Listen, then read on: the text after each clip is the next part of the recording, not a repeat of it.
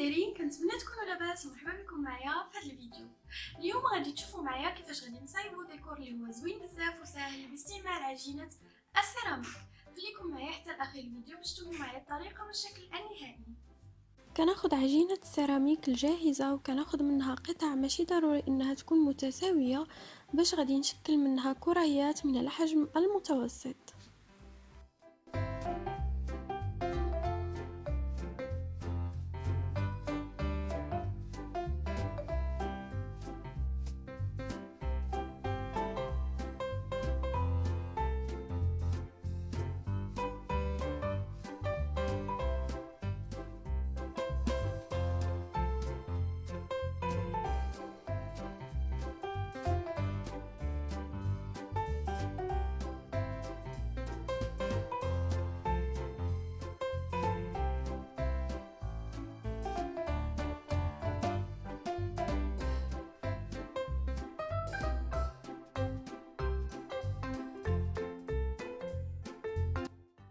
كنستعمل الماء باش كيساعدني على تشكيل سطح الكريات.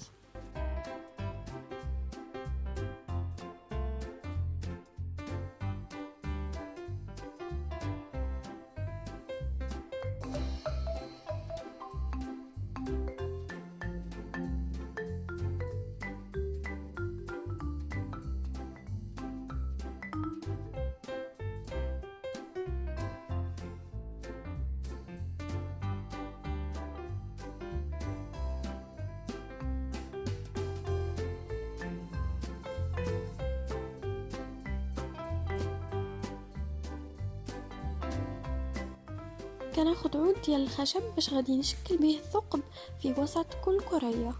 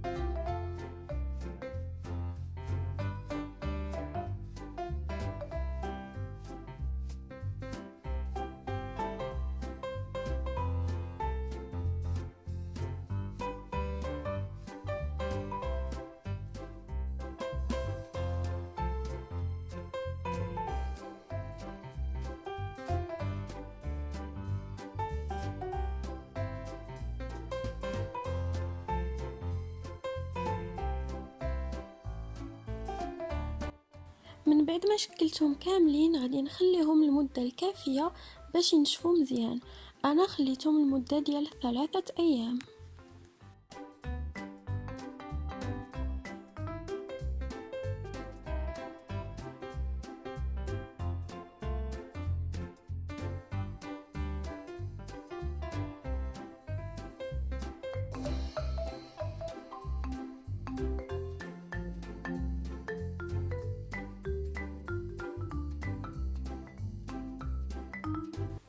من بعد ما نشفوا مزيان الكريات ديالي، انا اختاريت لون الصباغه اللي غادي نصبغ به اللي هو اللون البني وخففته باللون الابيض. هذه غادي تكون طبعا الطبقه الاولى فقط. من بعد ما صبغتهم بالطبقه الاولى غادي نخليهم ليله كامله حتى ينشفوا.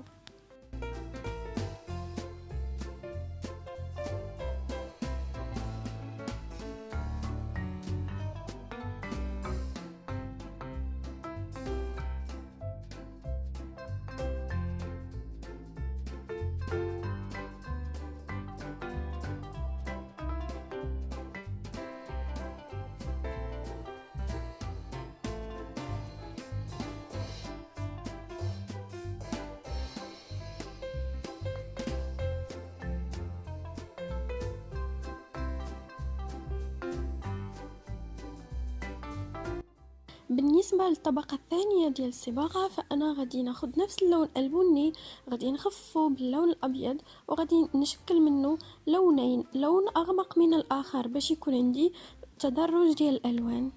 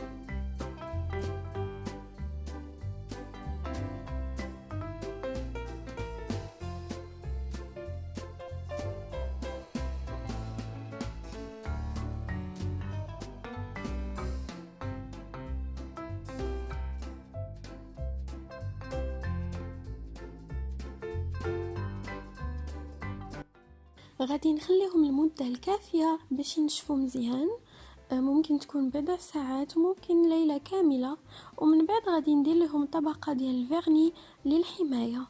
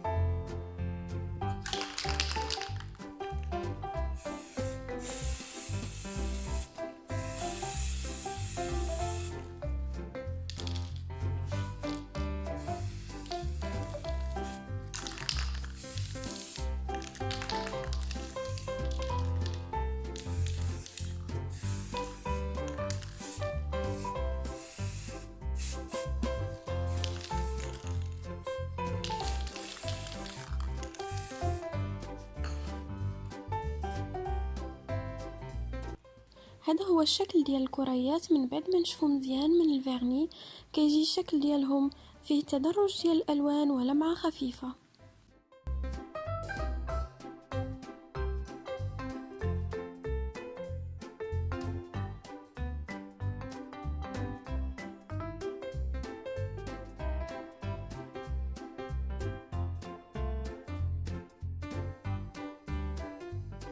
دابا كناخد خيط باللون البني اللي غادي ندخل فيه الكريات ديالي باش نشكل قلادة كبيرة اللي غادي نستعملها في تزيين الطاولة. باش نعرف الطول ديال الخيط اللي غادي نحتاج كنحط هذوك الكريات جنبا الى جنب وكيعطيوني الطول ديال الخيط، كنزيد عليه واحد شويه احتياط، وانا غادي نستعمل هنا 4 ديال الخيوط بنفس الطول باش تكون القلادة ديالي قوية.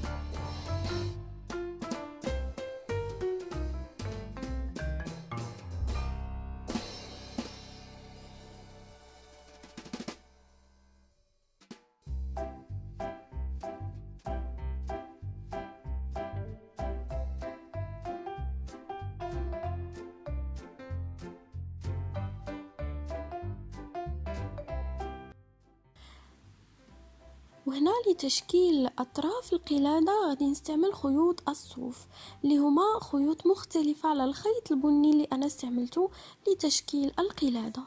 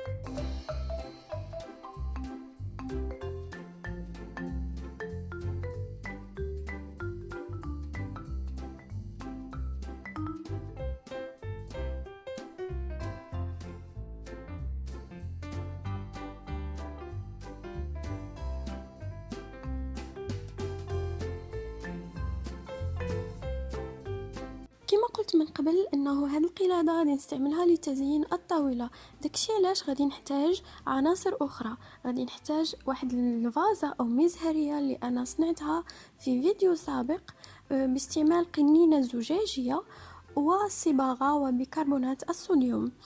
غادي نحتاج نباتات اصطناعية،